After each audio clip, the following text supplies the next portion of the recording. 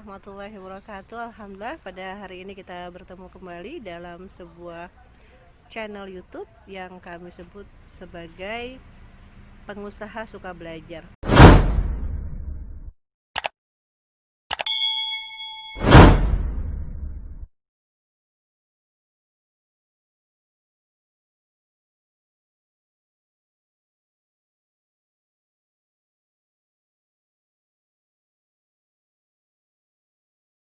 Halo, nama saya Asri Novita. Saya adalah Direktur PT Inovasi Sigma Perkasa. Kami adalah perusahaan konsultan HRD. Kami memiliki sebuah program jasa HRD expert yang ingin kami persembahkan untuk Anda pengusaha di seluruh Indonesia. Pada tahun ini juga saya mencoba untuk menulis satu buah buku yang mudah-mudahan bisa membantu Anda pengusaha melakukan terobosan-terobosan bisnis dan merasa sangat nyaman dengan bisnis yang sudah Anda pilih ataupun yang akan Anda pilih gitu ya. Kita tahu bahwa pemerintah memiliki program untuk mencetak 1 juta pengusaha dan kami ingin berkontribusi untuk mencetak pengusaha tersebut melalui berbagai layanan yang kami berikan. Kita tahu bahwa dunia industri saat ini sudah mulai mengurangi jumlah karyawannya. Mereka bahkan ada juga yang memvakumkan bisnisnya dalam waktu mungkin 1 tahun ke depan sampai suasananya betul-betul memungkinkan untuk kembali membuka usaha. Dalam kondisi ketika Anda lebih banyak di rumah, Anda lebih banyak harus mencari-cari bisnis apa saja yang sesuai dengan bakat Anda, maka kami memberikan sebuah solusi bagaimana agar Anda memahami bakat Anda. Jika Anda adalah pengusaha dengan usia usaha Anda katakanlah 3 tahun, kemudian Anda suka dengan pekerjaan yang tidak memerlukan terobosan-terobosan, maka Anda biasanya disebut adalah sebagai tipe steadiness. Tipe steadiness ini sangat suka dengan yang namanya proses oriented. Namun dalam kondisi seperti ini ada sosok yang suka sekali dengan melakukan terobosan-terobosan.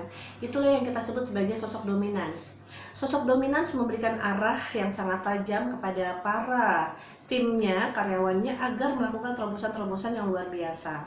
Maka jika Anda bisa eksis di dalam kondisi seperti ini, berarti memang Anda sudah memilih bisnis yang tepat dan Anda mampu melakukan terobosan-terobosan bisnis.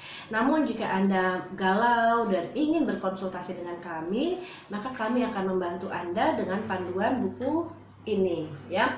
Buku ini sangat mudah untuk didapatkan dan mudah-mudahan menjadi solusi bagaimana Anda memahami diri Anda sendiri, kemudian mencocokkannya antara diri Anda itu tersebut, DNA-nya seperti apa dengan kondisi bisnis yang sudah Anda pilih atau yang akan Anda pilih. Kemudian bagaimana caranya Anda membangun tim Anda sehingga Anda yakin bahwa tim Anda tersebut bisa melengkapi kekurangan Anda dan bisa memudahkan Anda ketika Anda akan melakukan terobosan-terobosan bisnis di dalam kondisi ketika seorang leaders harus bisa tumbuh di tengah kondisi downturn seperti saat ini. Oke, kita akan kupas tuntas isi buku DNA Pengusaha ini. Walaupun jika ingin memilikinya sangat murah harganya, sangat terjangkau untuk kantong Anda ya. Oke, kita akan kupas dari bab 1. Bab 1 itu bercerita mengenai siapa saya ya. Siapa saya itu berarti adalah banyak sekali pertanyaan-pertanyaan dalam diri Anda ketika mungkin Anda usianya sudah 15 tahun ya. Anda bertanya siapakah saya gitu kan.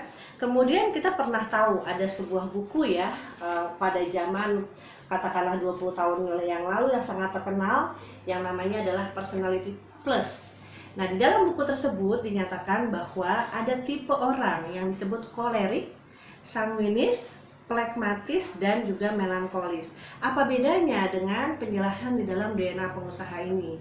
Di dalam DNA Pengusaha ini kita juga menggunakan konsep yang mirip sekali dengan itu yang kita sebut sebagai DISC.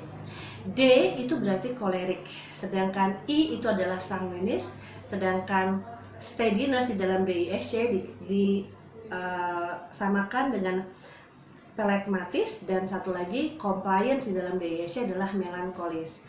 Kita tahu bahwa orang dominans itu adalah orang yang selalu ingin pegang power ya, dia selalu ingin pegang remote controlnya sehingga dia adalah orang yang berani untuk melakukan sesuatu dari nol. Jadi ketika belum ada contohnya, ketika belum ada yang melakukan, dan dia harus adalah orang yang pertama kali melakukan hal tersebut, maka orang dominan akan sangat mudah sekali untuk melakukan hal yang baru tersebut sebagai seorang yang self-starter, karena dia punya karakter seperti itu. Nah, orang-orang yang dominan ini sama saja dengan orang yang influence, yaitu orang-orang yang result oriented atau orang yang aktif. Adapun dua tipe lainnya, yaitu steadiness dan compliance, itu adalah orang yang pasif atau yang proses oriented. Lalu bagaimana jika profesi Anda adalah seorang pengusaha? Apakah Anda harus menjadi orang yang result oriented? Ya, seharusnya demikian. Seorang pengusaha bagaimanapun juga adalah seseorang yang dituntut untuk result oriented, bukan menjadi orang yang proses oriented. Namun faktanya kita tahu bahwa perusahaan sebesar Unilever sekalipun ya, dia juga menaungi berbagai macam supplier yang ternyata adalah perusahaan-perusahaan yang hanya bisa membuat produknya saja, namun tidak bisa menjualkan secara langsung. Nah, disitulah posisi pengusaha yang bisa diambil oleh orang-orang dengan karakter steadiness dan compliance, yaitu mereka menjadi produsen dari sebuah produk di mana kreativitas membuat resepnya itu adalah dari mereka. Kemudian nanti ada pihak lain yang akan menjualkan, yaitu orang-orang yang dominance dan influence. Itu penjelasan mengenai siapa saya di dalam buku DNA Pengusaha ini ya. Kemudian setelah buku DNA Pengusaha ini menjelaskan tentang siapa saya, kemudian akan dibahas bab kedua, yaitu mengenai DNA saya. Di dalam DNA saya, Anda harus mengisi form DISC ini yang terdiri dari 24 soal. Di dalam 24 soal ini masing-masing terdiri dari 4 pernyataan singkat. Form DISC ini bisa Anda minta kepada kami atau bisa Anda dapatkan pada saat Anda membeli bukunya, nanti akan ada form DISC. Nah, di dalam bab 2 ini sudah dijelaskan bahwa cara membaca grafiknya yang terdiri dari 3 grafik ya. Terdiri dari 3 grafik. Itu adalah dimulai dari grafik 3, kemudian grafik 1, dan kemudian masuk ke grafik 2. Apa definisi dari grafik 3? Apa definisi dari grafik 1? Dan apa itu grafik 2? Nanti akan dijelaskan ya. Oke, untuk penjelasan yang lebih lanjut, yaitu mengenai dominance ya, di dalam bab 2 ini sudah diringkaskan tentang karakter orang dominan, yaitu fokusnya kepada power. Itu ada di halaman 20 ya, kepada power ya. Jadi fokusnya orang dominan adalah kepada power, dan cara dia berkomunikasi adalah dengan tell. Jadi orang dominan itu tidak bisa menahan apa yang ingin dia katakan ya. Dan sebaliknya untuk orang steadiness ya, adalah tipe orang yang bekerjanya fokus kepada step by step.